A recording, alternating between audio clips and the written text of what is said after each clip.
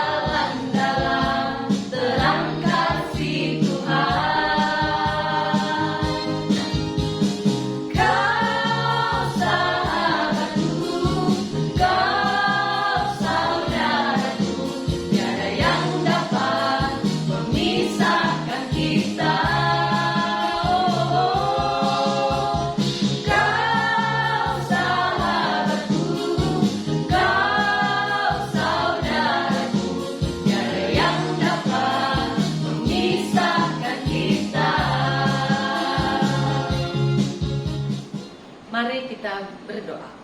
Allah Bapa kami yang bertata di kerajaan sorga, Allah yang kami sembah dan kami puji dalam nama anak Tuhan Yesus Kristus.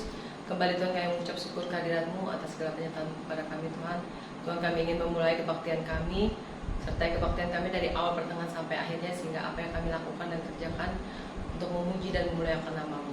Di atas segalanya Tuhan, kami orang berdosa, sucikan dosa-dosa kami, sehingga kami layak menerima berkat yang Engkau berikan kepada kami.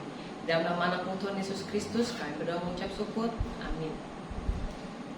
Mazmur 25 ayat 5. Bawalah aku berjalan dalam kebenaran-Mu dan ajarlah aku, sebab Engkaulah Allah yang menyelamatkan aku. Engkau ku nanti-nantikan sepanjang hari. Adik-adik, kembali kita bernyanyi dengan judul lagu Oh Betapa Indahnya.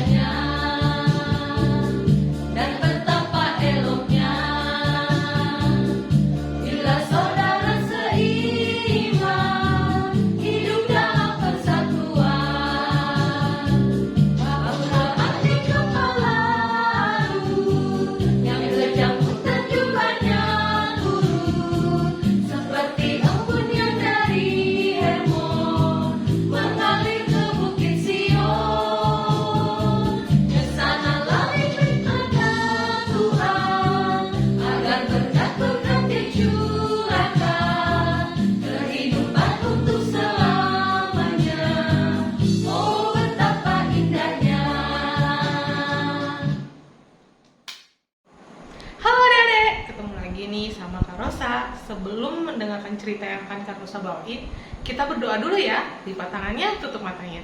Mari kita bersatu dalam doa. Ya Tuhan, terima kasih Engkau telah mengumpulkan kami walaupun masih di rumah masing-masing Tuhan. Sebentar lagi kami akan mendengarkan sedikit cerita yang akan dibawakan. Terima kasih Tuhan, amin ya. Adik-adik, kita buka Alkitabnya dan kita nanti baca bersama-sama ya. Mazmur 133 ayat 1-3. Kita baca bersama-sama ya. Nyanyian Ziarah Daud. Sungguh alangkah baiknya dan indahnya apabila saudara-saudara diam bersama dengan rukun, seperti minyak yang baik di atas kepala meleleh ke janggut. yang meleleh ke janggut Harun dan ke leher jubahnya, seperti embun gunung Hermon yang turun ke atas gunung-gunung Sion, sebab kesanalah Tuhan memerintahkan berkat kehidupan untuk selama-lamanya. Suasana pagi yang cerah, terlihat hutan yang sepi. Di dalam hutan, hidup seekor ibu gajah dan 2 anaknya. Mereka hidup bahagia. Anak-anak, ayo kita jalan ke dalam hutan untuk mencari makan. Ayo Bu, kami juga lapar sekali. Iya, aku juga. Hai adik, nanti kita main bola yuk. Habis kita cari makan. Baik kakak, kakak pasti kalah. Kamu yang kalah. Kakak. Sudah, jangan bercanda terus. Ayo bergegas kita cari makan di hutan. Baik Bu. Di padang rumput yang luas, terlihat ibu gajah dan anak-anaknya sedang makan rumput. Ayo anak-anak, kita makan. Iya Ibu, kita sudah sangat lapar. Wah, enak banget ya Kak. Ibu, kami sudah selesai makan. Boleh kan kami bermain? Iya, silahkan. Tapi kalian jangan jauh-jauh ya. Baiklah Bu. Adik, itu ada buah kelapa. Enaknya buat main bola ya. Iya Kak, ayo Kak kita main bola. Kedua anak gajah sangat senang bermain bola.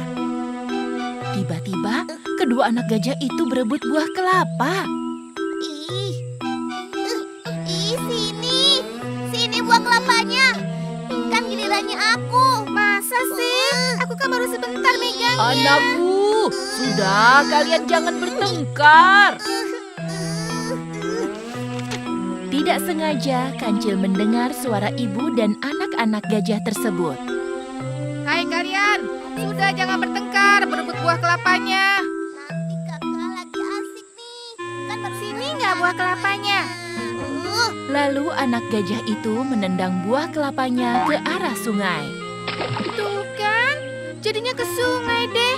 Gimana sih, Dik? Kakak juga sih berebut. Anak-anakku, sudah jangan bertengkar. Dengarkan ibu. Hai anak gajah, itu dengarkan ibu kalian. Iya Bu, maafkan kami. Iya maaf Bu. Kalian tidak boleh bertengkar. Jangan diulangi lagi ya. Ayo minta maaf pada ibu kalian. Anak gajah, sebagai kakak dan adik, kalian jangan bertengkar terus. Hidup yang rukun. Kasihan ibu kalian yang sudah merawat kalian. Baik yang mulia, kami menyesal. Kami nggak akan bertengkar lagi. Nyanyian Jarah Daud. Sungguh alangkah baiknya dan indahnya apabila saudara-saudara diam bersama dengan rukun. Seperti minyak yang baik di atas kepala meleleh ke janggut, yang meleleh ke janggut Harun dan ke leher jubahnya. Seperti gunung Hermon yang turun ke atas gunung-gunung Sion. Sebab kesanalah Tuhan memerintahkan berkat kehidupan untuk selama-lamanya. Nah, di firman Tuhan ini juga membahas apa? Alangkah indahnya apabila saudara-saudara diam bersama dengan rukun. Nah, di mana firman Tuhan juga mengajari bahwa sebuah kerukunan itu sangatlah indah. Nah, dan di mana juga berkata, sebab kesanalah Tuhan memerintahkan berkat kehidupan untuk selama-lamanya. Di mana ada keluarga yang rukun, disitulah berkat-berkat Tuhan dicurahkan. Nah, anak-anak, ketika kita sudah melihat kegiatan-kegiatan kerukunan dalam keluarga, sekarang ada pertanyaan nih. Apakah pengertian kerukunan itu? Anak-anak sudah paham belum apa pengertian kerukunan itu? Nah, sekarang kita akan melihat kerukunan itu hidup tentram, damai, aman, dan saling menghormati dan menyayangi di rumah, sekolah, dan lingkungan masyarakat. Nah, kerukunan artinya hidup tentram, damai, aman, dan saling menghormati dan menyayangi di mana? Di rumah, sekolah, dan di lingkungan masyarakat. Tapi terutama di dalam keluarga dulu. Nah, kerukunan yang diciptakan di dalam rumah. Jadi harus di dalam sebuah rumah itu, di dalam sebuah keluarga itu harus ada kehidupan yang tentram, damai, aman, dan saling menyayangi dan menghormati antara keluarga. Nah, anak-anak menaati peraturan orang tua di rumah itu juga adalah salah satu contoh kerukunan di dalam sebuah keluarga. Nah, di mana pengertian menaati itu adalah taat atau mematuhi. Nah, sedangkan peraturan itu pengertiannya itu tata tertib yang harus kita lakukan. Jadi menaati peraturan orang tua di rumah itu artinya taat atau mematuhi. Mematuhi apa peraturan? Yaitu tata tertib. Tata tertib yang harus kita lakukan di mana? Di rumah. Jadi kalau misalnya menaati peraturan orang tua di rumah itu berarti harus mematuhi tata tertib yang sudah orang tua lakukan di rumah. Nah, anak-anak, mungkin peraturan-peraturan yang orang tua kita buat di rumah yaitu pertama, membersihkan tempat tidur. Mungkin papa mama membuat peraturan, kalian harus membersihkan tempat tidur, sehabis makan mencuci piring, mungkin sehabis bermain merapikan mainan, atau mungkin orang tua membuat peraturan membersihkan rumah, mencuci piring, melipat baju dan menyapu, atau mungkin belajar tepat waktu jam 7 malam itu belajar, atau mungkin tidur malam jam 10. Mungkin orang tua membuat peraturan-peraturan itu di dalam rumah, dan kita sebagai anak harus bisa menaati peraturan orang tua. Nah, sekarang coba kalian lihat. Di situ berkata contoh dalam Alkitab tentang kerukunan dalam keluarga. Nah, kita juga akan belajar nih salah satu tokoh Alkitab yang terdapat kerukunan di dalam keluarganya, yaitu Nuh. Nah, temanya Nuh membuat bahtera. Kitab Kejadian 7 ayat 1 sampai 24. Nah, di mana zaman dahulu banyak manusia berbuat jahat dan Tuhan ingin menghapuskan manusia di bumi. Tetapi Nuh adalah orang baik. Tuhan menyuruh Nuh untuk membuat sebuah perahu yang besar. Bapak Nuh mempunyai 3 orang anak, yaitu Sem, Ham, dan Yafet. Lalu mereka semua bekerja sama membuat bahtera sesuai seperti ukuran yang Tuhan berikan. Setelah bahtera selesai dibangun, masuklah Nuh dan istrinya, 3 anak dan 3 istri anaknya. Bapak Nuh mengambil 3 pasang binatang halal dan mengambil 1 pasang binatang haram. Kemudian datanglah air bah dan hujan lebat selama 40 hari memenuhi bumi. Bapak Nuh dan keluarganya memelihara semua binatang yang ada di dalam bahtera. Setelah semua manusia dan binatang mati terkena air bah, maka hujan lebat pun berhenti. Bahtera itu berhenti di pegunungan Ararat dan air bah menjadi semakin surut. Bapak Nuh melepaskan burung gagak dan burung merpati untuk melihat apakah air sudah berkurang. Setelah semua tanah di bumi menjadi kering, Bapak Nuh dan keluarganya keluar dari bahtera. Semua binatang juga keluar dari bahtera untuk berkembang biak dan bertambah banyak di bumi. Tuhan memberikan pelangi sebagai tanda bahwa Tuhan tidak akan menghapus manusia lagi. Nah, apa yang bisa kita pelajari dari keluarga Nuh ini, anak-anak? Kita bisa belajar dari keluarga Nuh. Pertama, anak-anak Nuh membantu ayahnya membuat bahtera. Yang kedua, Bapak Nuh dan keluarganya bersama-sama merawat binatang-binatang yang ada di dalam bahtera. Nah, kita bisa melihat mereka saling menyayangi, saling membantu, tolong-menolong. Di saat apa? Di saat membuat bahtera dan merawat binatang-binatang yang ada di dalam bahtera tersebut. Nah, itu adalah contoh kerukunan di dalam keluarga Nuh. Nah, sekarang pertanyaan lagi bagi kita. Bagaimana menciptakan kerukunan dalam keluarga? Nah, yang pertama, kita harus bisa menunjukkan perilaku yang pertama, taat kepada perintah dan peraturan yang sudah orang tua buat. Yang kedua, hormat kepada kedua orang tua. Kita harus bisa hormat kepada orang tua kita. Dan yang terakhir, ketiga, sopan. Sopan dalam hal berkata kata yang baik dan benar. Nah, anak-anak, itu adalah cara menciptakan kerukunan di dalam keluarga. Nah, selanjutnya kita akan belajar ikut berperan aktif dalam menjaga kerukunan di dalam keluarga. Nah, ikut berperan aktif dalam menjaga kerukunan di dalam keluarga ini bukan hanya tugas ayah dan ibu, tetapi juga tugas anak-anak, tugas semua anggota keluarga, di mana tugasnya itu berperan aktif menjaga kerukunan dalam keluarga. Dengan apa? Dengan cara pertama, saling mengalah. Nah, kedua, memberi, harus saling memberi dalam anggota keluarga, yang satu dengan yang lain. Selanjutnya ketiga, merendahkan hati, nggak boleh sombong, nggak boleh egois. Selanjutnya menghargai, harus menghargai perkataan ayah dan ibu, kakak sekalipun. Selanjutnya saling memaafkan ketika mungkin salah satu anggota keluarga melakukan kesalahan.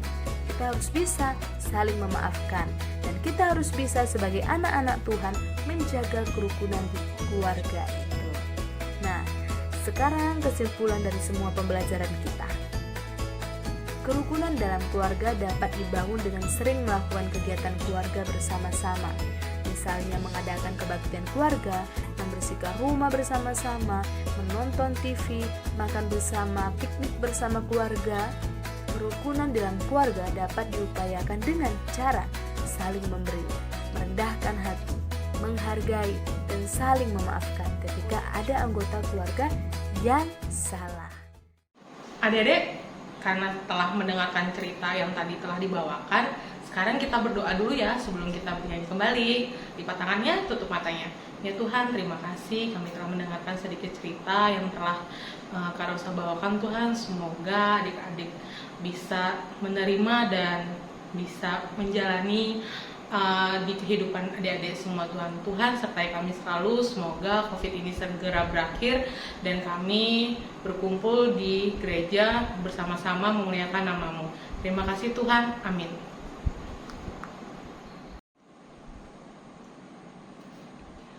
Kembali kita bernyanyi dengan judul lagu Sangat di Jehovah.